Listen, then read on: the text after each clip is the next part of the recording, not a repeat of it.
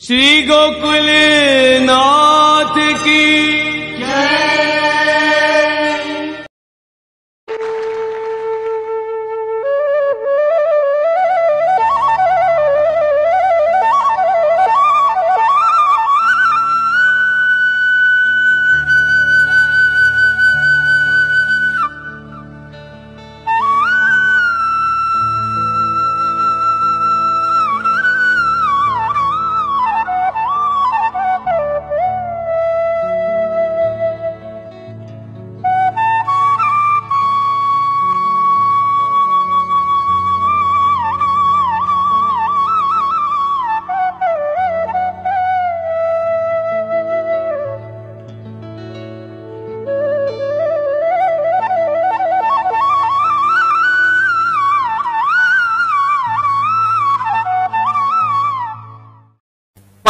नास्तिका रौरवा जनाः तेपि तिष्ठन्ति तीर्थेषु तीर्थसारस्ततो गतः। जो शास्त्र तीर्थ के लिए ये कह रहे हैं कि तीर्थ की वायु भी जब लग जाए तो इंसान पवित्र हो जाए, तीर्थ के प्रवेश करने में तीर्थ को महात्म्य ऐसा है कि तीर्थ को वायु इंसान को पवित्र बना दे रहे, वहां तो तीर्थ ही प्रविष्ट हो गए। राम तेरी गंगा मैली हो गई, पापियों के पाप धोते धोते। तो अब वो समस्या हर जगह की हो रही है। क्यों? कारण ये है कि हम अपनी बुद्धि से हर चीज को दूषित कर रहे हैं। मैं अपना मेरा अनुभव बनाऊं, मैं हर साल जो है मैं हिमालय जाता था, पिछले लगभग 2-4 साल से ये बंद हो गया। हर साल में हिमालय जाता था और वो पवित्रता जहां तक बने, कभी जाओ घूमने तो मेरा एक एडवाइस है, हमेशा मई में जब भी पट खुले वहां के तभी जाइए, हर चीज फ्रेश मिलेगी, कहीं दूषित नहीं मिलेगी।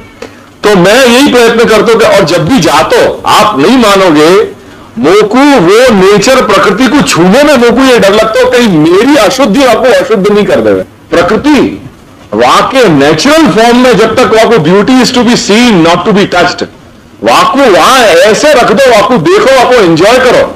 पर खुद तुम इतने अशुद्ध हैं कि हर जगह अपन को, और वहां में भी क्यों तीर्थ को कार्य नहीं कर रहे हो? क्योंकि हर जगह जाकर के अपन अपनी वृत्ति से वाकू अशुद्ध बना ले रहे हैं। मैं जाता तो मैं वहां स्पर्श नहीं करता, तो मैं बर्फन पे चलते तो कहीं भी जातो करते तो मैं मतलब मुझको एक अलग से अंदर कोई एक्सपीरियंस होता था, एक थ्रिलिंग। पर कभी ये नहीं सोचा अब दुख क्या हो, अपन जा रहे हैं, कोई चट्टान दिख गई, कोई बड़ी अच्छी कोई मॉन्यूमेंट दिख गया, वहां में लव की साइंस लगा दी, वहां में तुमने अपना नाम लिख मारे और ये कर दिया। अरे यार क्या कर रहे हो तुम लोग? क्यों बिगाड़ते चले जा रहे हो सब चीजें? इंजॉय करो, आपको अनुभूति लो बाकी बस। तो तकलीफ क्या है कि अपन अपनी मानसिकता से हर वस्तु को अशुद्ध कर रहे हैं। अपन इतने पॉल्यूटेड हैं कि अपन नेचर को भी पॉल्यूट कर रहे हैं। नेचर अपने आप में नहीं हो रहा है, वो करने वाले हम हैं, हम दोषी हैं। तीर्थ, जो शास्त्र कह रहे हैं कि तीर्थ ऐसा है कि जहां तीर्थ में प्रवेश करने से तीर्थ की हवा आपको पवित्र बना दे रही है, वो तीर्थ इटसेल्फ पॉल्यूटेड हो गए। कौन के कारण? अपने कारण, अपनी वृत्ति के कारण। अपन जहां जहां जाके हर चीज में अपन को हर चीज में सगवड़ चाहिए, हर चीज अपन को घर जैसी चाहिए। गोकुल जा रहे हैं तो भी गर्म पानी मिलना चाहिए, गोकुल जा रहे हैं चार अपन को चाय नाश्ता खाना पीना सब मिलना चाहिए। अरे यार तीर्थ करने आए हो कि तुम ये एग्जिबिट हो कहीं घूमने आए हो? तीर्थ करने आए तो तीर्थ की पवित्रता को आदर करो। खुद जीवन ऐसा जीवो कि अपन खुद अपन पवित्र बने और तीर्थ की पवित्रता को भी अपन ध्यान रखें।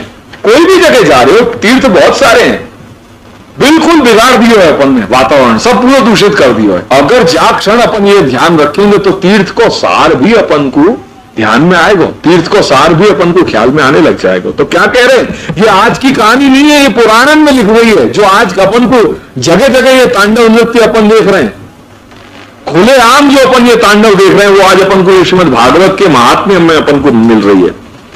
तीर्थों में नाना प्रकार के अत्यंत घोर कर्म करने वाले नास्तिक और नारकी पुरुष भी रहने लगे हैं। आजकल लोग हनीमून मनाने जो है वो नाथद्वारा जाने लगे हैं। सोचो तो सही, हनीमून मारने के लिए जो है वो नाथद्वारा आया, तुम तीर्थ करने जा रहे हो या भोग विलास करने जा रहे हो? सोचो अपनी वृत्ति कैसी हो गई। तीर्थ में अपन जो है वो हनीमून मनाने जा रहे हैं, या और ज्यादा क्या है हो सके।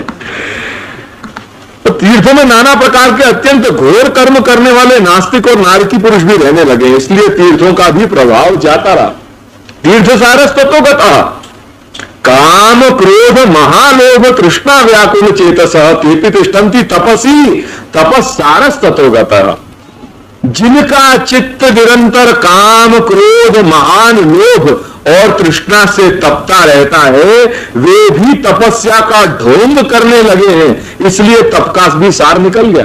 तो तपश्चर्या असर कैसे करे, कैसे क्यों अपन रहने तो लगे, अपन जो है वो सब वहां जाके अपने ऐसे हरिद्वार और कनखल और ऐसे तीर्थ क्षेत्र में रह लगे और वहां अपन ने 5 स्टार आश्रम में बना लिए। वो तपश्चर्या रही कहां? तीर्थ सारस तत्वगतः, तपस्सारस तत्वगतः। तपश्चर्या को जो सार है लोग कहे कि आटला बधा पाठ करिए छे पण छतांय कोई जीवन में असर नहीं थती नहीं। अरे यार कम से कम 1 लाख 2 लाख 3 लाख 4 लाख 5 लाख आवृत्ति तो करो सर्वोत्तम की। तुमने इकट्ठे तो करो नहीं और बाकी ब्याज मांग रहे हो। इकट्ठे जब तक नहीं करोगे, वैसे ही आजकल इंटरेस्ट रेट तो 5% पे आ गया हो, 4.5% पे आ गया हो, तुम करोगे क्या? जब तक तुम अपना इंफ्रास्ट्रक्चर बिल्टअप नहीं कर रहे हो तब तक हाउ डू यू एक्सपेक्ट के वहां मंत्र में है वो शक्ति। अगर ये हमारे शास्त्र कह रहे हैं तो शास्त्र झूठे तो नहीं है। शास्त्र कह रहे हो कि मंत्र की ऊर्जा है, मंत्र की शक्ति है, तो वो शक्ति अपने जीवन में दिखाई तो नहीं दे रही है क्योंकि तुमने अपने अंदर आत्मबल जागृत तो किया नहीं है। 20 पाठ 30 पाठ सर्वोत्तम के ढोक के और फिर तुम कह रहे हो कि यार हमको सर्वोत्तम की असर नहीं हो रही है, या श्री महाप्रभु जी के दर्शन नहीं हो रहे, या हमको सानुभाव नहीं हो रहे। मंत्र को आवर्तन करना जरूरी है। जब तक तुमने कुछ बनाया नहीं है, तुमने वो इंफ्रास्ट्रक्चर तो बिल्टअप नहीं किया है, तुम्हारे 5 लाख तो मंत्र के आवर्तन नहीं हुए, 5 लाख आवर्तन नहीं हुए और तुम आगे पहले तो ये इच्छा कर रहे हो कि हमको सानुभाव आ जाए, ठाकुर जी दिख नहीं रहे, कैसे होगा? ये हमने अपने बड़े से सुनी है। हमारे नायना हमेशा आज्ञा करें कि तुमने अभी अपना इंफ्रास्ट्रक्चर बल, तुमने अपना आत्मबल तो जागृत नहीं किया। 5-6 लाख रुपए बाकी मंत्रण की आवर्तन करो, वो आवर्तन करोगे तब तो अंदर तुम्हारे कुछ लाइट होने लगेगी। बाकी पहले हाउ डू यू एक्सपेक्ट? वो बीज है वो सुषुप्ति करो रहेगा वहां में कहीं भी कुछ जो है एक्टिवेशन नहीं होगा। एक्टिवेशन क्यों नहीं होगा? जब तक 5-6 लाख आवर्तन नहीं होंगे तब तक वो तुम हाउ डू यू एक्सपेक्ट? तुम बोल काहे के आधार पर हो कि मंत्र की असर नहीं हो रही है? मंत्र की असर होगी, जरूर होगी। कब होगी? कि जब तुम कुछ करोगे, जब अपने 5-6 लाख आवर्तन होंगे तब। बाकी पहले क्या एक्सपेक्ट कर रहे हो? तपस्सारस ततोगतः। मनसश्च अजयाल्लोभात् दंभात् पाखंड संशयात् शास्त्र अनभ्यासनात् चैव ध्यान योग फलम गतम। मन पर काबू न होने के कारण तथा लोभ दंभ और पाखंड का आश्रय लेने के कारण एवं शास्त्र का अभ्यास न करने से ध्यान योग का फल मिट गया। सवेरे से लेकर शाम तक अपन कितने तो झूठ बोले, करेंगे क्या? पंडितास्तु कलत्रहे रमन्ते महिषा इव पुत्रस्य उत्पादने दक्षाः मुक्ति साधने। पंडितों की यह दशा है कि वे अपनी स्त्रियों के साथ भैंसों की तरह रमण करते हैं, उनमें संतान पैदा करने की कुशलता पाई जाती है, मुक्ति साधन में वे सर्वथा अकुशल हैं। सबन की यह परिस्थिति है। नहीं वैष्णवता पुत्र संप्रदाय पुरस्सर एवं प्रलयताम प्राप्त वस्तु सारा स्थले तले। अब कहां बात कर रहे हो तुम संप्रदाय की? जब तुमको संप्रदाय की तुमको पड़ी नहीं है, सारी चीजें संप्रदाय नष्ट हो रहे हैं, तुमको संप्रदाय की अपनी भक्ति, अपने संप्रदाय पने की तुमको, तुम्हारे अंदर वो ऊर्जा या ऊष्मा तुम्हारे अंदर काम नहीं कर रही है। क्या हो कि तुमको अपने खुद के संप्रदाय पे तो आस्था नहीं है, तुम दूसरे से तो भीख मांग रहे हो कि वहां संप्रदाय में कितना अच्छा है, वाकई संप्रदाय में कितना अच्छा है, वो लोग कितना अच्छा काम कर रहे हैं। अरे यार तुम्हारे बाप क्या कहेंगे, वाकू तो तुम सुनो, वहां ने कितनी अच्छी चीज बता दी। कभी तुमको यह भयो कि तुम्हारे पास क्या है, तुम्हारे पास क्या खजाने दे गए, वो तुमको कभी यह भयो कि तुम वहां खजाने को तुम कभी समझो। मारू ते सारू के सारू ते मारू, तुम्हारे पास कुछ है वो तो तुम समझो। संप्रदाय अनुसार प्राप्त हुई वैष्णवता भी कहीं देखने में नहीं आती। इस प्रकार जगह जगह सभी वस्तुओं का सार लुप्त हो गया है। अयंतु युग धर्मो ही वर्तते कस्य दूषणम अतस्तु पुंडरीकाक्षः सहते निकटे स्थित। यह तो इस युग का स्वभाव ही है, इसमें किसी का दोष नहीं है। इसी से पुंडरीकाक्ष भगवान बहुत समीप रहते हुए भी यह सब सह रहे हैं। मारू है सारू के सारू है मारू, मारू है सारू। તે વખતની સ્થિતિનું આબેહૂબ વર્ણન ખુદ શ્રી મહાપ્રભુએ તેઓ શ્રી કૃષ્ણાશ્રય નામના ગ્રંથમાં આવ્યું છે તે જોવાથી ખાતરી થશે. ધર્મમાં આ બધી અવ્યવસ્થા જોઈ શ્રૌત ને સ્માર્ત માર્ગો ફક્ત નામના જ રહ્યા છે અને આચારમાં દ્વિજો तथा द्विजेतरो लगभग सरखा થઈ ગયા છે. या इसी अपन क्या मैंने आपको कही थी कि अपने यहाँ हर एक के यहाँ 15 दिन क्यों मान रहे हैं आशौच के, क्योंकि सब लोग जो है वो सत शूद्र की कैटेगरी में आ गए हैं, क्योंकि सारे वर्णाश्रम भूल गए. अगर आप भी द्विज होते तो आपको भी 10 रात्रि लगती, 15 रात्रि नहीं लगती. 15 रात्रि क्यों लग रही है? क्योंकि हम जो है वो सत शूद्र की कैटेगरी में आ गए कि हमारे एक एलिया 15 रात्रि को विधान कर दियो. आपसी ने खातरी थी कि एज एक ज धर्मनी, एक ज देवनी, एक ज शास्त्रनी, एक कर्मनी बात लोग आगे मूकवी જોઈએ.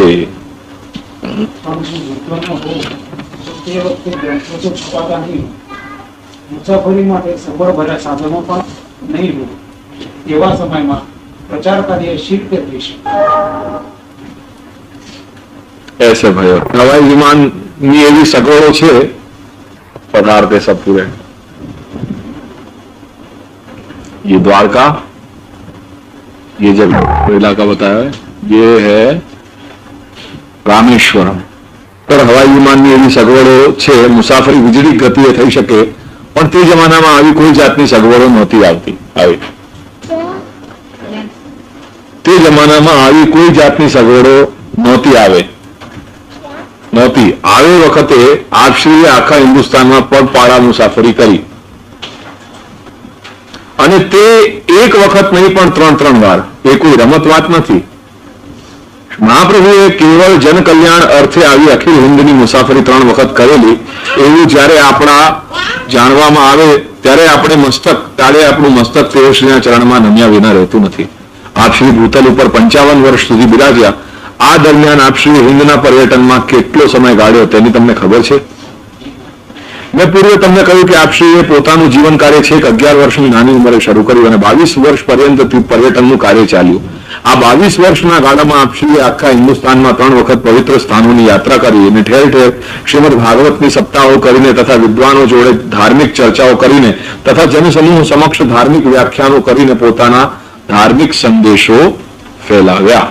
ધાર્મિક ચર્ચાઓ કરીને તથા જનસમૂહ સમક્ષ ધાર્મિક વ્યાખ્યાનો કરીને પોતાનો ધાર્મિક સંદેશો ફેલાવ્યો. અલબત્ત જે જગ્યાએ આપશ્રીએ શ્રી ભાગવતની સપ્તાહો કરેલી ત્યાં અત્યારે આપશ્રીના નામની શ્રી બેઠકો મોજૂદ છે.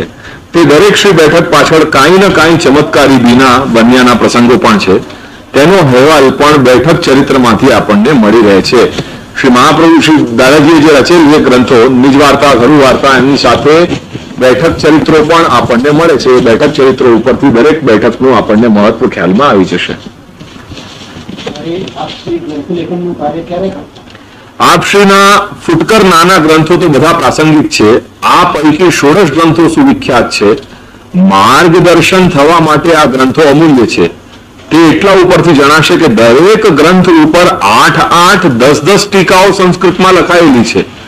આપણા પ્રસિદ્ધ કવિવર નાનાલાલભાઈએ આ ટીકાઓનો અભ્યાસ કરી મૂળ વસ્તુને સમશ્લોકીમાં ઉતારી છે. એમ કહેવાય છે કે નિરોધ લક્ષણ ગ્રંથ વાંચી તે એટલા બધા મુગ્ધ થઈ ગયા.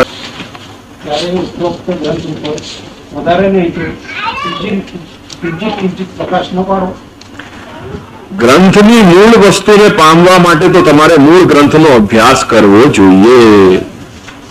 क्या हमारे अनुवादन से और गुजराती भाषांतर से बहुत ज्यादा जो है वो हेल्प नहीं मिलेगी. हाँ, मूल ग्रंथ के अभ्यास करने पड़ेंगे. આ 16 ગ્રંથ પાછળ માર્ગની એક અતૂટ સંકલના રહેલી છે. જેને તેનું રહસ્ય હૃદયંગમ થઈ જાય તેને માટે માર્ગના વિશેષ જ્ઞાનની અપેક્ષા ઘણી ઓછી રહે છે. જો હું તેના સંબંધી એક વાત કહું છું. એક વખત શ્રી યમુનાજી ઠકરાણી ઘાટ ઉપર આપશ્રી ચિંતન યુક્ત દશામાં મધ્યરાત્રિને જરા આડા થયા.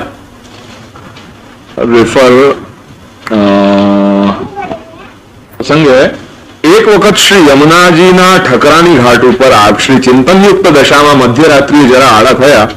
તેવામાં શ્રી ઠાકોરજી પોતે પધારી જીવનો બ્રહ્મ સાથે આત્મનિવેદન દ્વારા કેવી રીતે સંબંધ કરાવવો એ વિશે આશ્વાસન આપી નિવેદન મંત્રનું દાન કરી આપશ્રીને ચિંતા મુક્ત કર્યા.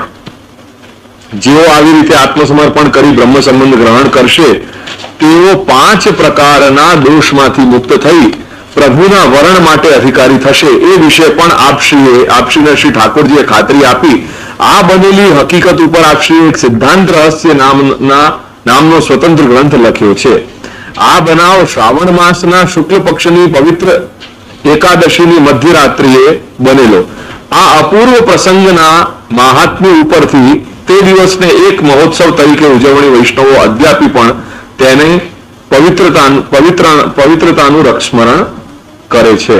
ये प्रसंग है श्री महाप्रभु जो है वो पहले हटे, यहाँ उनको जो है वो शैया यहाँ है, यहाँ जो सो रहे हैं ये दामोदर दास हरसानी सो रहे हैं.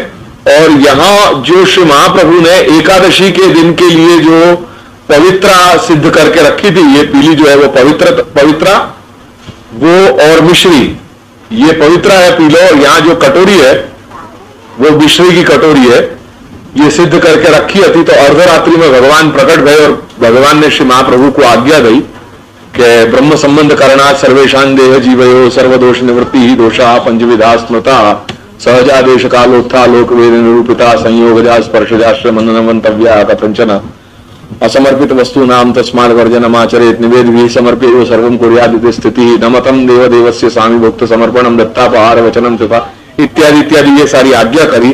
जो आज्ञा ये हमें उपस्थित है. या के बाद श्री महाप्रभु दमला जब जगे, श्री महाप्रभु ने दमला को पूछा कि दमला तय कछु सुनियो. श्री दमला ने आज्ञा करी, उनने कही कि राज सुनियो पर समझो नहीं. क्यों? समझे तो होते, पर जब तक वो वस्तु गुरु के मुखारविंद से नहीं सुने तब तक सेवक को कर्तव्य नहीं है वो, और वो फलित भी नहीं होगा.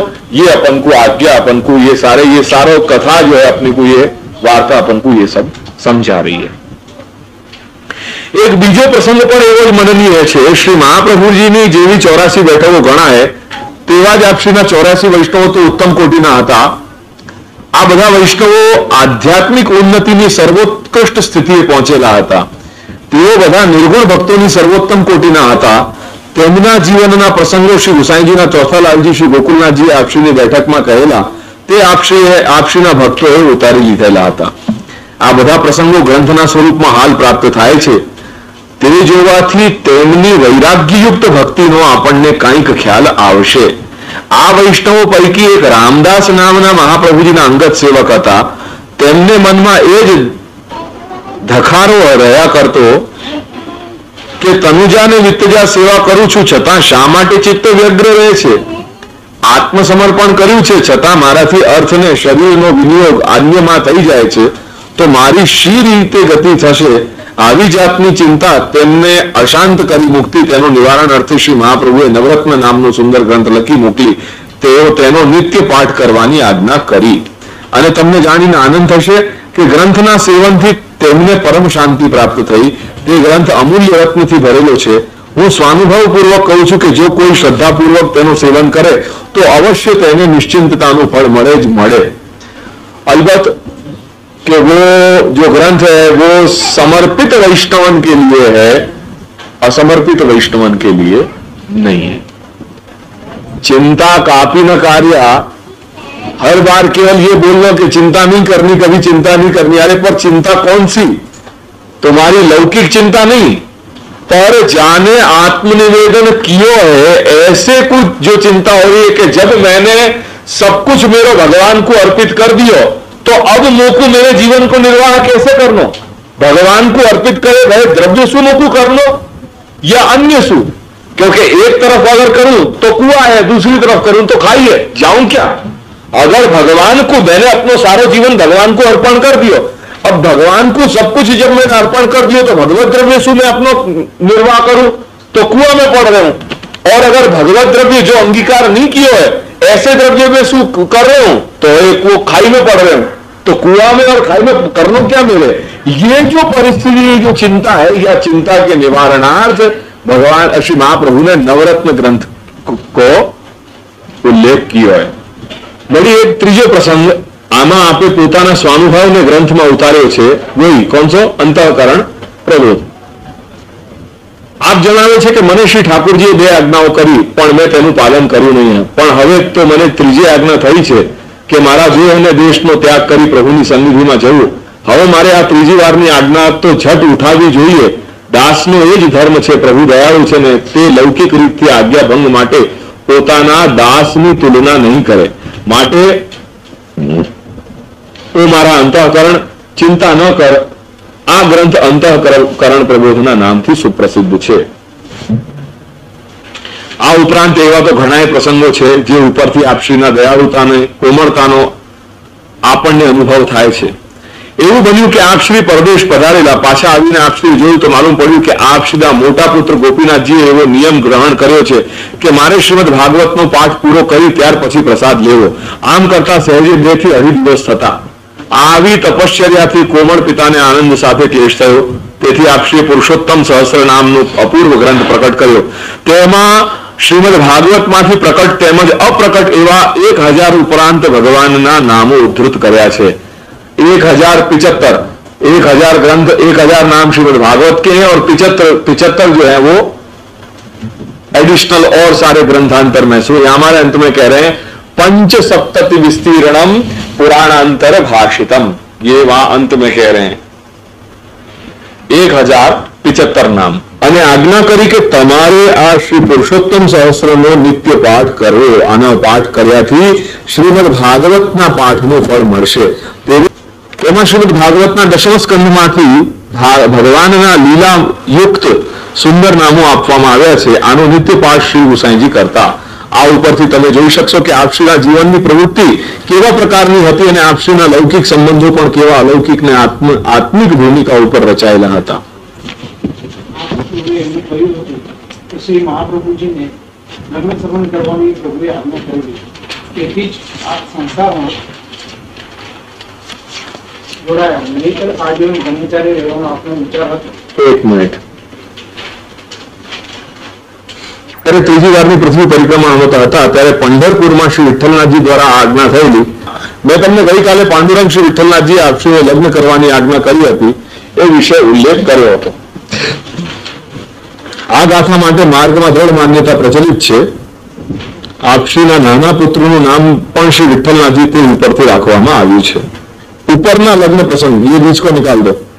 ઉપરનો લગ્ન પ્રસંગ આપશ્રી જયારે 32 વર્ષની વયના હતા ત્યારે બન્યો. વળી એમ કહેવાય છે કે આવો જ એક મહત્વનો ઐતિહાસિક કનકાભિષેકનો પ્રસંગ જયારે આપશ્રી બીજી વાર અખિલ હિન્દની પરિક્રમા કરવા નીકળેલા તે વેળાએ બન્યો હતો. વિજયનગરમાં થયેલા કનકાભિષેક વાસ્તે 2 જાતના મત પ્રચલિત છે. कनकाभिषेक को प्रसंग आयो विजयनगर. इतनी भी पवित्र नदी है, उनके जल श्री महाप्रभु को जो है जब शास्त्र में जब जीते तब उनको तिलक किया जगत गुरु के रूप में और फिर उनको स्नान कराए. ये कनकाभिषेक को प्रसंग है. ये 2 प्रसंग भये हैं. एक विजयनगर में राजा कृष्णदेव की राय की सभा में और एक ओरछा नरेश राजा रामभद्र उनके सभा में. यहाँ 2 ऐसे प्रसंग जो है भाई हैं. एक ये प्रसंग है और दूसरा प्रसंग ये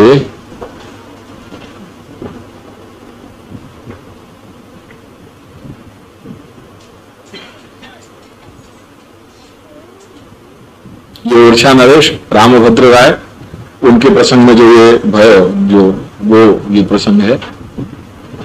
और भी एक वाको ये यहाँ अपनी दोनों पत्नी इनके साथ राजा श्री महाप्रभु को स्नान के पश्चात जो है पूरे स्वर्ण को थाल भर रहे हैं भेंट. और वहां में सु केवल श्री महाप्रभु ने 7 मुद्राएं उनमें से ग्रहण करी, जिनमें से श्रीनाथ जी के नूपुर और कर्णफूल सिद्ध कराए हैं. बाकी के सब जो है वो ब्राह्मण में दान करवा दियो. ये पूरी चित्रावली से मुझे पता नहीं क्या है इतना एफिलिएशन हो जाए. या हमारे में हर एक जगह ये बताऊं कि जासू श्री महाप्रभु के कभी भी और दूसरे चित्र पे मतलब ख्याल ही नहीं जाए. हमेशा जहां श्री महाप्रभु का स्वरूप आए तो यही सब पूरे यही सीरीज मेरे को ख्याल में आए. और जाने ये बनाई है आपके ऊपर जरूर श्री महाप्रभु की कृपा भई है। श्री महाप्रभु अगर हृदय में विराज करके ये तुलिका सूझो, कलम सूझो, ये चित्रावली पूरी भई है 108 अद्भुत। ये चित्र जो श्री महाप्रभु के जो निकल के आए हर जगह, ये कहीं कोई कलाकार में नहीं आ सके जो या के अंदर में। ये नाथद्वारा को एक दामोदर दास करके आते, जिनको दामू दामू करके बुलाते, वो चित्रकार की ये कलम है। जरूर उनके हृदय में श्री महाप्रभु विराज करके उनको ये बनाई है। बाकी मतलब अद्भुत है, मैंने ऐसी कलम नहीं देखी आज तक।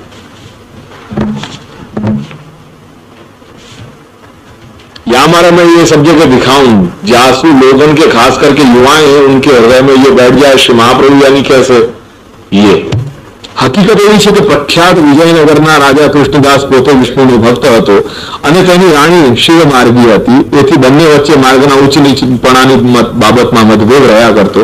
તેથી રાજાએ એક ધાર્મિક સભા બોલાવી તેનો નિર્ણય કરવાનો નિશ્ચય કર્યો. હિન્દ મહાસત્યના નિર્ણય માટે વિદ્વાનોની આવી સભાઓ બોલાવવાનો રિવાજ બહુ સુપ્રસિદ્ધ છે. ઉપરની સભામાં વિશિષ્ટાદ્વૈતાચાર્ય શ્રીને સભાનું મધ્યસ્થપણું આપવામાં આવેલું. विशिष्ट अद्वैताचार्य श्री ने सभा में मध्यस्थपणु आपवामां आवेलुं. ख्याल में आ रहा है ना? ये पिक्चर से देख लेंगे, अपने आप ख्याल में आ जाएगा सब. અને આખા હિન્દુસ્તાનમાંથી જુદા જુદા માર્ગોના આચાર્યો તથા પંડિતોને વાદ માટે નોતરવામાં આવેલા. વાદ લાંબા વખત સુધી ચાલ્યો અને શાંકર મતનો વિજય જાહેર થવાની અણી ઉપર હતો. તેવામાં શ્રી મહાપ્રભુને ખબર પડી. તેઓ શ્રી પોતે ત્યાં આવી પહોંચ્યા અને વાદ ફરીથી ચાલુ થયો. પરિણામે આપશ્રીનો વિજય થયો. ત્યારથી સભાના સભ્યોની સંમતિથી આપશ્રીએ આચાર્ય પદ અર્પણ કરવામાં આવ્યું અને તેમનો દિગ્વિજય જાહેર કરવામાં આવ્યો. આ પ્રસંગે રાજા તરફથી આપશ્રીને જે કનકાભિષેક થયેલો તે સુપ્રસિદ્ધ છે. આ બનાવ પછી શ્રી મહાપ્રભુની આચાર્ય તરીકે પ્રસિદ્ધ થયા અને સર્વવાદના વિજેતા તરીકેનું તિલક તેમને કરવામાં આવ્યું. આપણો હિન્દુસ્તાન ધર્મ પ્રધાન દેશ હતો ને કાંઈક અંશે અદ્યાપી છે. તેથી હાલમાં રાજકીય પરિષદોનું જેવું મહત્વ સમાજમાં લેખવામાં આવે છે તેવું જ, બલકે તેથી પણ વધારે મહત્વ તે વખતની ધાર્મિક પરિષદોનું ગણવામાં આવતું.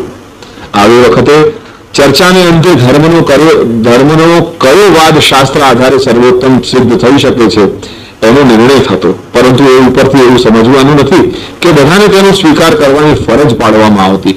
ધર્મ એ બુદ્ધિ કરતા શ્રદ્ધાની આત્માનો વિષય છે ને તે સંબંધની પૂर्ण स्वतंत्रता घना प्राचीन समय થી स्वीकारવામાં आवेली છે. ये वाक्य अपन को पहले भी हिंदू धर्म की रूपरेखा में अपन कर चुके हैं पहले सत्र में, और वो धर्मांतरण भी वो सारी बात जो है वो हमें बहुत डिटेल में पहले दे चुके हैं.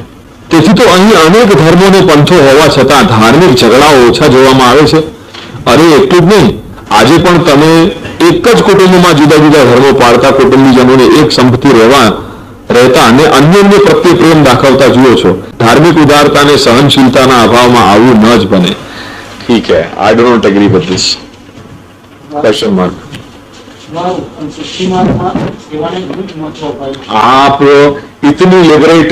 आप इतने लिबरेशन हो, हर चीज को बिल्कुल धर्म, वो लिबरेशन इतना भी अच्छा नहीं कि बिल्कुल धर्मनिरपेक्षता का वातावरण जो है वो आ जाए. ये आजकल परिवार में बहुत चला है. पहले तो सुधरे नहीं, पहले तो ख्याल में आवे नहीं, और जब बड़े हैं हो जाए बच्चा है, और जब माँ बाप को कोई सहन नहीं करे, न माने, फिर जो है वो ताकत देना शुरू हो गए. तो ऐसी लिबरेशन भी क्या काम को, ऐसा लिबरेशन भी कोई सही नहीं है. और एक बात मैंने एक कौन जाने कैसे मैंने एक विचित्र बात आज मैंने देखी है आज के समाज में. 10-15 वर्ष के बच्चा हो नहीं और माँ बाप के कहे से बाहर निकल जाए, स्वीकार ही नहीं है माँ बाप को.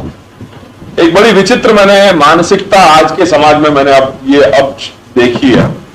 मैं जहां घूमूं जाऊं फिरूं, प्राय सभी मैंने लोग यही देखे कि बालको सांभळता नहीं. This is the common element. ये डिजीज पता नहीं कब व्याप्त हो गया और कितना अंदर घुस गया है कि 98% जो है वो माँ बाप यही कहे कि बालको सांभळता नहीं. एज क्या बतावे, 12 वर्ष 15 वर्ष 15 वर्ष का बच्चा, और वहां के लिए कह रहे हैं माँ बाप के हमारे वो सुने नहीं है. हेल्पलेस हो जाए माँ बाप, बिल्कुल अपने जैसे अस्त्र शस्त्र डाल दें कि हम कुछ कर ही नहीं सके. अरे यार, 15 वर्ष का बच्चा है, तुम वाकई माता पिता हो, तुमने बाबू जन्म दिया, तुम्हारे कहे में तुम्हारा बच्चा नहीं है, कैसा तुम्हारी अपब्रिंगिंग कैसी है? हाँ ठीक है, कहीं डिफरेंस ऑफ ओपिनियन हो सके, ये बात तो नहीं है, आज भी ऐसा नहीं है। मैं आज भी नायना जो आज्ञा करें, मेरे और उनके कार्य करने में कहीं अंतर है, ये बात मैं आज भी कह रहे हैं। पर ये बात नहीं है कि भाई उनकी आज्ञा शिरोधार्य नहीं हो सकता, ऐसी बात, वो जो कहेंगे वही है। आज भी हमारे यहां ये बात बहुत स्पष्ट है, काम करने में डिफरेंस हो सके, हर एक को अपना अपना काम करने को एक तरीका है, मैं अपने ढंग से थोड़ा कार्य कर रहा हूं। पर ये बड़ी एक बहुत ही शोचनीय परिस्थिति है कि जहां पता नहीं आपको क्या परिणाम आएगा, भगवान जाने। ये तो प्रत्येक व्यक्ति को अपना अपना व्यक्तिगत विषय है, पर हर जगह ये बन रहा है आजकल, सब वैष्णवन के यहां यही बन रहा है। जब कुछ नहीं हो सके फिर लाके अपना हमारे सामने खड़े करते हैं कि नाउ प्लीज कन्वर्ट है, तुम प्यार में पड़ रहे हो, तुमको कोई जैन के साथ शादी करनी है, तुमको कोई जो है कोई पंजाबी के साथ शादी करनी है, तुमको कोई जो है वो स्वामीनारायण वाला लाना है, और फिर लाके जब तुम खुद कर लो सब तकलीफ है, तुम्हारे घर में तांडव होने लग जाए, फिर आपको ट्रेडमार्क देने के लिए हमारे पास ले आओ, क्या है आने कंठी आप ही लो। क्यों भाई, मैं क्यों कंठी लूं? तुम करो ना कुछ, अगर तुमको करना हो तो। क्या सब समाप्ति हो गए, सब कुछ शून्यता पे आ गए कि कोई तुमको वैष्णव कोई मिल ही नहीं रहे? और मैरिज क्या है? Marriage is an adjustment. कौन कह रहे हो कि परफेक्शन है? आज हर व्यक्ति को, आज स्त्री को पुरुष के साथ एडजस्ट करना है, पुरुष को स्त्री के साथ एडजस्ट करना है। Marriage is an adjustment. थोड़ा एडजस्टमेंट हो जाए, बाद में एक दूसरे के समझ के साथ पूरी जिंदगी निकाल रहे हैं।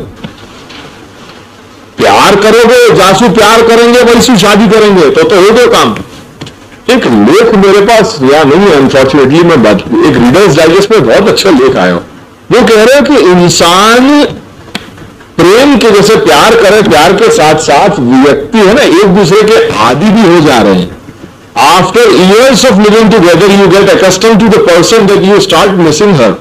वह प्रेम की कहीं बात प्रेम है या नहीं है, पर एक ये बात, ये बहुत सच्ची बात है, आपने एक दूसरे के साथ इतने वर्ष निकाल दिए कि फिर वो एक you get accustomed to the person कि वो नहीं है यार, कुछ कुछ डिफरेंट लग रहा है।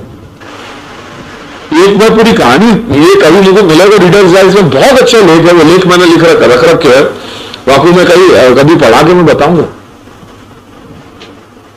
ये क्या बात है, हमारे अंदर इतनी भी गुंजाइश नहीं है, हम इतने फ्रीलांसिंग करने लगे, हम इतने लिबरेटेड हो गए कि जहां मन भावे था हम करना चाह रहे हैं, फिर हम अपनी अपेक्षा रखेंगे वो कंट्री देगा। क्यों, क्या रीजन है? ऐसी अपेक्षाएं क्यों रख रहे हैं? ये ऐसे डिसीजन पे मां बाप भी कुछ नहीं कर सके। वास्तव में बड़ी समस्या है आज के समाज की है। चलो, પુષ્ટિ માર્ગમાં સેવાને ઘણું જ મહત્વ અપાયું છે। એ ક્યારે ને કેવી રીતે બન્યું એ જાણીને જાણવાની મને ઘણી જિજ્ઞાસા છે। આ વાત મારે તમને પ્રથમથી જ કરવી જોઈતી હતી, પણ ઠીક થયું કે તમે જ મને આ પ્રશ્ન પૂછ્યો। માર્ગીય ગાથા પ્રમાણે શ્રી મહાપ્રભુ અને શ્રી ગોવર્ધનનાથજી શ્રીનાથજીના નામથી પ્રસિદ્ધ છે। પ્રાકટ્ય એકી વખતે થયું એમ કહેવાય છે। કહે છે કે શ્રી મહાપ્રભુજી પોતાના સેવકો સાથે ઝારખંડીમાં બિરાજતા હતા તે વખતે તેમને પ્રભુ તરફથી આજ્ઞા થઈ કે તમે વ્રજમાં આવી મને પ્રકટ કરો। वो शायद यामें नहीं है, એટલે અત્યારે આ પ્રસંગ બનેલો, પણ કેમ માનતા ઇતિહાસનો થોડો વિરોધ આવે છે, તેથી હવે તો નિર્વિવાદ પણ એવું સ્વીકારવામાં આવે છે કે બીજી વારની મુસાફરી દરમિયાન તે બનાવેલો હોવો જોઈએ। હકીકત એવી પ્રાપ્ત છે કે પ્રખ્યાત વિજયનગરના રાજા કૃષ્ણદેવ પોતે વિષ્ણુનો ભક્ત હતો। અરે કહાં ચલો ગયે? તમે વ્રજમાં આવી મને પ્રકટ કરો, ઉપર પ્રમાણેની દૈવી વાણી સાંભળી શ્રી મહાપ્રભુ આક્ષીમાં પટ શિષ્ય દામોદરદાસ વગેરે શ્રી ગોકુલ પધાર્યા ને સદુ પાંડે નામનો વ્રજવાસી રહેતો તેના ચોતરા ઉપર મુકામ કર્યો। અગાઉ શ્રી ગિરિરાજમાંથી શ્રી દેવદમન નામથી જાણીતા થયેલા દેવ થોડે અંશે પ્રકટ થયા હતા, જેની આસપાસના લોકો પૂજા કરતા હતા। આ દેવદમન એ જ શ્રી ગોવર્ધનનાથજીનું સ્વરૂપ। શ્રી મહાપ્રભુજીએ અન્ય લોકોની મદદથી તેમને બહાર કાઢી પાઠ બેસાડ્યા ને શ્રી ગોવર્ધનધરની પોતાના નિજ હસ્તે સેવા કરી માર્ગદર્શન કરાવ્યું। આ વખતે આપ ગૃહસ્થાશ્રમના ધર્મો પાળતા હતા અને આપનો કાયમનો મુકામ કાશીથી અડેલમાં નક્કી કરવામાં આવ્યો હતો. અહીં પોતે શ્રી મદન મોહનજીની સેવા करता અને અવકાશના સમયે ગ્રંથ લેખનનું કાર્ય કરતા. ग्रंथ लेखन को कार्य कर रहे हैं. यहां अक्काबा विराज रही हैं और अक्काबा श्री नवनीत प्रिया जी की सेवा कर रहे हैं. एक ये भी चित्र सुंदर है. मोहन जी की सेवा करता અને અવકાશના સમયે ગ્રંથ લેખનનું કાર્ય કરતા. યા તો જો કોઈ વિદ્વાન ધર્મની ચર્ચા કરવા આવે તો તેમ કરી તેના મનનું સમાધાન કરતા. આમ એક આદર્શ ગ્રહસ્થને છાજે તેવું ભગવદમય જીવન પસાર કરતા. જ્યારે કાશીમાં હોય ત્યારે શ્રી પુરુષોત્તમ દાસને ત્યાં આપશ્રીનું મુકામ રહેતો. Please refer chart. ये काशी में पुरुषोत्तम दास को घर है और जहां पुरुषोत्तम दास और उनकी पत्नी को श्री महाप्रभु जो है वो नाम निवेदन करा रहे हैं. ये काशी बनारस में गली में से पधार रहे हैं. यहाँ ये जो मकान है ये सेठ पुरुषोत्तम दास का मकान है. निकल के आए, उनको नमन करिए, विनती करिए, पधारो, विराजो और वहां विराजे और विराज करके जो है काशी जब जब पधारते वहीं विराजते और दोनों उनको पुरुषोत्तम दास और उनकी पत्नी दोनों उनको नाम निवेदन करायो. ત્યારે શ્રી પુરુષોત્તમ દાસને ત્યાં આપશ્રીનો મુકામ રહેતો. ત્યાં પણ વિદ્વાનોના વાદથી કંટાળી આપે પત્રાવલંબન નામનો ગ્રંથ લખી કાશી વિશ્વનાથના મંદિર ઉપર ચોંટાડ્યો. Please refer. श्री महाप्रभु श्री शिव के साथ, महादेव के साथ वार्तालाप में युक्त हैं और ये काशी विश्वनाथ के मंदिर में पत्रावलंबे पंडित जीत्या माइक मत मातंग, ये जो अपन को नवाख्यान में मिल रहे हैं वो ये सारा प्रसंग है. ये काशी विश्वनाथ के वहां सारे मायावादी पंडित और वहां पत्रावलंबे जो वहां पे भीत के ऊपर ये पत्रावलंबन ग्रंथ पूरा चौंटा दियो. ये वहां को सब पूरा प्रसंग है. જ્યારે કાશીમાં હોય ત્યારે શ્રી પુરુષોત્તમ દાસને ત્યાં આપશ્રીનો મુકામ રહેતો. ત્યાં પણ વિદ્વાનોના વાદથી કંટાળી આપે પત્રાવલંબન નામનો ગ્રંથ લખી કાશી વિશ્વનાથ મંદિર ઉપર ચોંટાડ્યો ને વિદ્વાનોને વાદનું આહ્વાન આપી અંતે એકાંત સેવવાની ઈચ્છાથી ઉપર જણાવ્યું તેમ અડેલમાં આવી વસ્યા હતા. अंत में जो है जाके सारो कार्य समाप्त करके फिर छेल्ले अड़ेल में विराजे. बस અહીં પણ અવારનવાર વાદીઓનું આવાગમન થવાથી માર્ગની સેવાનું કાર્યનું ઘણું બાકી હોવાથી પણ ચરણાટમાં પોતે ચરણાટમાં છેવટે એકાંતવાસ કર્યો. આ બધા સમયમાં આપશ્રીએ એક એવો નિયમ ગ્રહણ કરેલો કે દર ચોમાસા દરમિયાન મારે વ્રજમાં શ્રી ઠાકોરજીની સેવામાં ગાળવો એ નિયમ આપશ્રીનો ઠેઠ સુધી પાડેલો.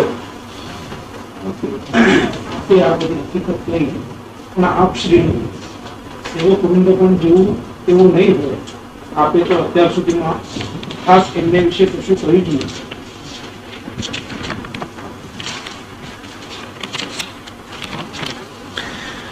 એ વિશે વિસ્તારથી કહેતા તો બહુ સમય જોઈએ, છતાં તેઓનો અન્યોન્ય સંબંધ કેવો હતો, અન્યોન્ય એટલે પરસ્પર સંબંધ કેવો હતો તેનો ખ્યાલ તમને અહીં આપું તો તે બસ થશે એમ હું માનું છું. એ મારા ખ્યાલ બહાર નથી. એ વાત ખરી કે હર કોઈ ધર્મનો પાયો તત્વ વિચાર હોય છે. તત્વ વિચાર એ જ ધર્મનો આત્મા છે. પરંતુ જ્યાં લગી આ તત્વનો આત્મા તે ધર્મના અનુયાયીઓના ચરિત્રોમાં ઉતરી જીવંત રૂપમાં પ્રકટ ન થાય ત્યાં લગી તેને કશી કિંમત નથી હોતી. ધર્મના સ્થાયીપણાનો આધાર તેના ગ્રંથો કે વ્યાખ્યાનો પર નથી હોતો પણ તેના ચરિતાર્થ ઉપર મુખ્યત્વે કરીને રહે છે. ये सारे सत्र जितने भी अपन यहाँ ऑर्गेनाइज कर रहे हैं या करते रहेंगे उनके अंततोगत्वा को सार क्या है कि ये जो अपन कर रहे हैं ये सारे शिक्षा को आप अपने जीवन में इन शिक्षा को उतारो और दादाजी के घर की सेवा करो. आ दृष्टिए जोता श्री महाप्रभुना निज सेवको ચારિત્ર્યની બાબતમાં એવા ઉત્તમ ગુરુસંગ જેવા છે કે યથાર્થ રૂપમાં તેમની કલ્પના કરવી પણ આપણે માટે મુશ્કેલ છે.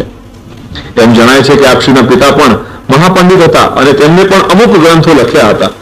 એમને પણ કેટલું જ શિષ્ય મંડળ હતું તે આ ઉપરથી જણાય છે કે લક્ષ્મણ ભટ્ટજીએ જ્યારે પરલોકવાસ કર્યો અર્જુન સાયુજ્ય મુક્તિ ત્યારે તેમના જે કેટલાક શિષ્યો હતા તેમણે મહાપ્રભુ પ્રત્યે પણ ગુરુભાવ દર્શાવેલો. આ સેવકો આપશ્રીના ઠેઠ સુધી વળગી રહેલા એ તેની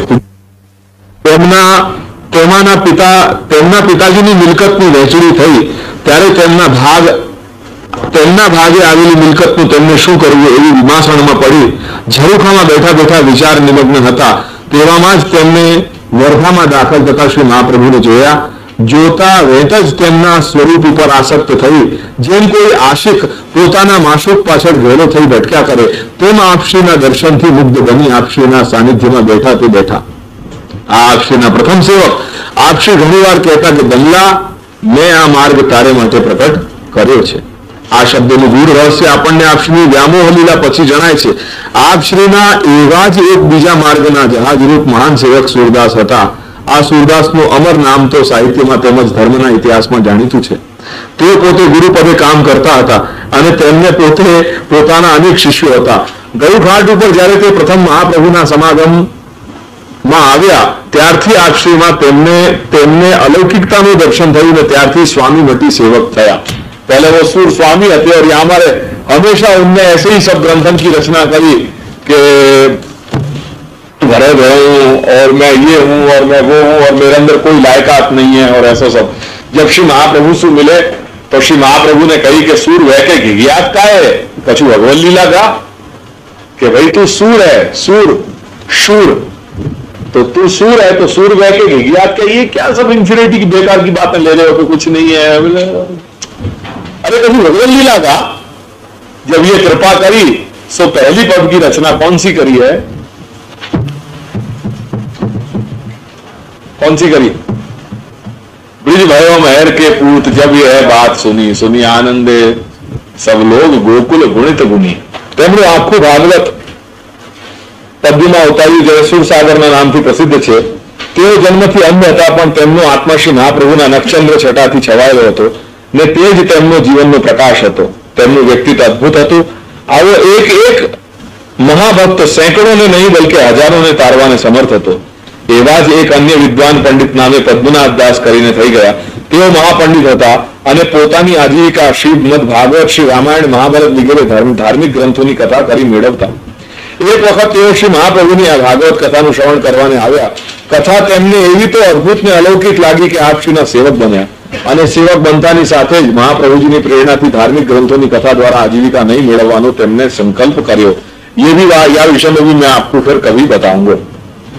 એથી એમને અર્થનો પુષ્કળ સંકોચ વેઠવો પડ્યો પણ પોતાના વ્રતમાંથી જીવન પર્યંત ડગ્યા નહીં. તે એટલે સુધી કે ગુરુદ્રવ્યનો ઉપયોગ પાપરૂપી ગણી મહાપ્રભુને ત્યાંથી આવેલી સામગ્રી પાછી વાળી અડેલનો ત્યાગ કરી પોતાના ઠાકોરજીને લઈ ત્યાંથી સીધા આવી ગયા.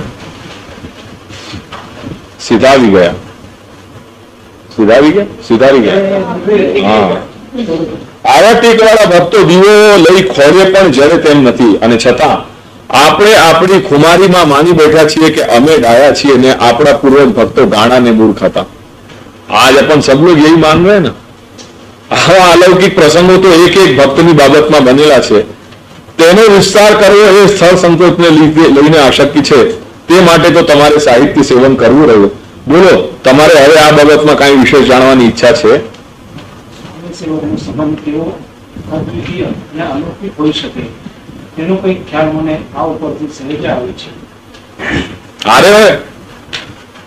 आरे ख्याल अपन को थोड़ा बहुत कि क्या रिलेशन होगा एक गुरु और शिष्य के बीच में, कैसा दीजिए होगा.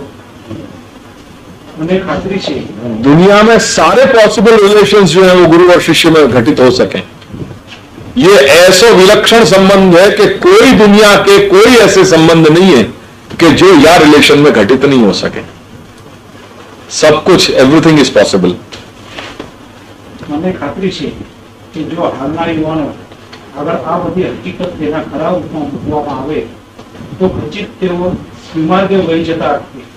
અમને તો અત્યાર સુધી એવો ખ્યાલ હતો કે પુષ્ટિ માર્ગના ગુરુઓ એટલે મોજ મજા મારનાર ભાગ્યવાન આત્માઓ અને શિષ્યો એટલે અંદર મુંડુઓ. પણ મારો એ ભ્રમ આજે હવે નાબૂદ છે. અરે આ બાબતમાં હું એક વધુ પ્રસંગનો ઉલ્લેખ કરી આ વિષય બંધ કરીશ. એવું બન્યું કે એક વખત શ્રી આચાર્યચરણ પોતાના શિષ્ય મંડળ સાથે પર્યટન વેળા જંગલમાં થઈ પસાર થતા હતા. આવી વખતે આપ શ્રી ભગવદ આવેશમાં રહેતા અને એવી આવેશયુક્ત દશામાં સેવકો સમક્ષ ભગવત જીવનની અદ્ભુત અને અલૌકિક લીલાના પ્રસંગોને છેડતા. આવી દશામાં જયારે આપશ્રી જતા હતા ત્યારે રસ્તામાં એક મોટો અજગર આપશ્રીને જોવા આવ્યો. તેના શરીર ઉપર કેટલાય ઘા પડ્યા હતા અને તેમાંથી નીકળતા લોહીવાળા જગામાં હજારો પીડીઓ ચોંટી તેને કષ્ટ આપી રહી હતી. આવું કરુણ દૃશ્ય જોઈ મહાપ્રભુ ગમગીન બની ગયા અને તેમના ચહેરા પર ગંભીરતાની છાયા છવાઈ ગઈ. આપશ્રીએ મૌન ધારણ કરી બોલ્યા વિના ખીણવાનું ચાલુ રાખ્યું. એ ઉપરથી સેવક મંડળ અકળાયું અને તેમના ચિત્તમાં ભારે ક્ષોભ થયો. તેમણે શ્રી આચાર્ય ચરણને મૌન ધારણ કરવાનું કારણ પૂછ્યું. તે ઉપરથી આપશ્રીએ કહ્યું કે તમે હમણાં જ એક દૃશ્ય જોયું. તમે જોયું કે અજગરના શરીરના ઘવાયેલા ભાગ ઉપર હજારો પીડીઓ ચોંટી અને તેને થોડી ખાતી હતી અને અત્યંત પીડાનો મારે અજગર ધન પછાડા મારતો હતો. આ બનાવમાં ભારે રહસ્ય રહેલું છે તે તમે જાણો છો. સેવકો તેનો નકારમાં જવાબ આપતા આપશ્રીએ કહ્યું કે આ અજગર તેના ગયા જન્મમાં એક મોટો મહંત હતો. તે વખત તેને અનેક શિષ્યો હતા. તેમની કનેથી તેને ભારે પૈસાને મોજ શોખના અનેક સાધનો સંપાદન કરી તેનો દુરુપયોગ અનીતિને રસ્તે કરેલો. બિચારા શિષ્યો તો એવું સમજીને પોતાની સંપત્તિ અર્પણ કરેલી કે એથી તેમનું આત્મકલ્યાણ થાય, પણ મહંત તેમનામાં પાપનું નિવારણ કરી તેમને તારી શકે તેવા ગુણો તો હતા નહીં. તેથી તેની તેમજ ચેલાઓની દુર્ગતિ થઈ. મહંત તે જ આ અજગર અને તેના ચોંટેલી કીડીઓ એ તેના ચેલાઓ. હવે આ કીડીઓ તેના મર્મ ભાગમાં કરડી કરડી જાણે ગયા જન્મનું ઋણ લેતી હોય તેમ તેમની કૃતિથી વિતાવી રહ્યા છે. જાણે તેઓ કહી રહી છે કે જો તારામાં અમારો ઉદ્ધાર કરવાની શક્તિ નહોતી તો શા માટે મહંત થઈ બેઠો હતો અને તારી કૃત્યોથી તો પોતે બુડ્યો ને અમને બુડાવ્યા. આ કિસ્સા ઉપરથી સર્વ ધર્મગુરુએ તથા તેમના શિષ્યોએ ભારે ધડો લેવાનો છે. ભારે ધડો મીન્સ ધડો માને ઇન્સ્ટન્સ પાઠ શીખના. ગુરુનો સંબંધ બાંધતા પહેલા ગુરુ કેવા છે તેના લક્ષણ વિચારી પછી તેમને શરણ જવું. આવો અમૃતમય બોધ આપી પોતે ગંભીર ચિંતનમાં પડી ગયા. મને લાગે છે કે આપશ્રીના જીવનનો કથાભાગ આપણે હવે આટલેથી જ રહેવા દઈએ, વધારે આવતીકાલે. કેમ, ઠીક ને? આપશ્રીની જીવન કથા કેવી રસિક અને બાંધપૂર્ણ છે. અમને લાગે છે કે અમે કેવા મૂર્ખ છીએ કે અમારા પગજ નખામાં કચરાથી ભરવાનું અમે વધારે પસંદ કરીએ છીએ. આવા અમૂલ્ય ખજાનાની અમને બિલકુલ જાણ પણ નથી. પણ એ તો જાગ્યા ત્યારથી સવાર. જ્યારે પ્રભુ કૃપા થાય ત્યારે જ આમાં રુચિ પેદા થાય. આવી રુચિ થાય ત્યારે સમજવું કે તમે જે બ્રહ્મ સમર્પણ કરેલું તેનું ગુપ્ત બળે હવે પ્રભુએ તમારો અંગીકાર કરવાની ઈચ્છા કરી છે. આપણા માર્ગમાં જીવના સાધન બળ ઉપર આધાર રાખવામાં આવતો નથી. જીવનું બળ કેટલું સ્વતંત્ર બળે તે કેટલું કરી શકે? જો તેના હૃદયમાં સાચી શરણ ભાવના હોય તો બહુ તો તે પ્રભુ દયા માટે દીન હૃદયથી ઝૂર્યા કરે. બાકી જ્યારે પ્રભુ કૃપા કરી તેનો અંગીકાર કરે ત્યારે જ મનુષ્ય હૃદયમાં ભક્તિનો ઉદય થવા માંડે. આ સિદ્ધાંત છે. લે હવે વધારે તો આવતીકાલે. જય શ્રી ગોખલેશ.